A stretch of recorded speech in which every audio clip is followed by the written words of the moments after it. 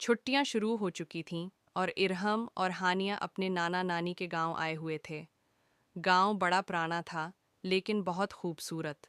हर दिन वो दोनों खेलते, खेतों में दौड़ते और दरिया के किनारे बैठकर किस्से कहानियां सुनते। एक शाम जब सूरज डूब रहा था, नानी उम्मा ने कहा, उस पुराने आम के दरख्त के नीचे एक खतरनाक राज छिपा है, मगर किसी को पता है नहीं क्या।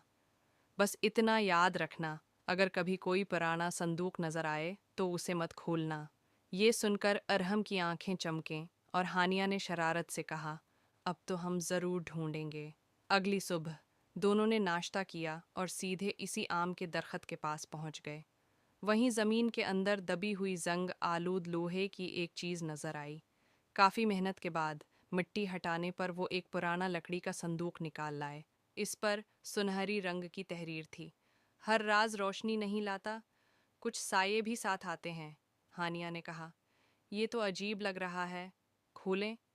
इरहम ने बगैर सोचे बोला, हाँ, क्या पता कोई खजाना हो। जैसे ही उन्होंने संदूक खोला, एक जोरदार सी चीख की आवाज आई और नीली रोशनी में लपट कर वो दोनों गायब हो गए। जब होश आया तो वो एक अंधेरे जंगल में खड़े थे। आसमान पर तारे तो थे, लेकिन कुछ हरकत करते लग रहे थे, जैसे आंखें झपक रही हूं। पीछे से एक भारी आवाज आई, तुमने वो संदूक खोलकर अंधेरे की दुनिया का दरवाजा खोला है, अब तुम्हें उसे बंद भी करना होगा।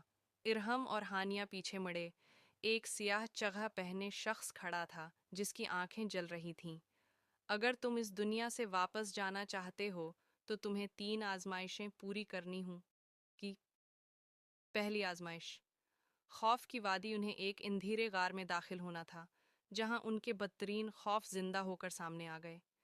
इरहम को ऊंचाई से खौफ था, वो एक पल पर चढ़ना पड़ा जो हवा में झूल रहा था।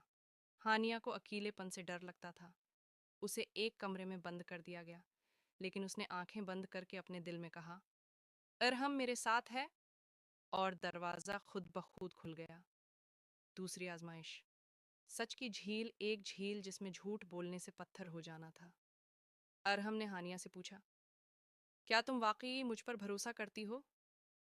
हानिया ने सच्चाई से कहा, कभी कभी नहीं, लेकिन मैं सीख रही हूँ।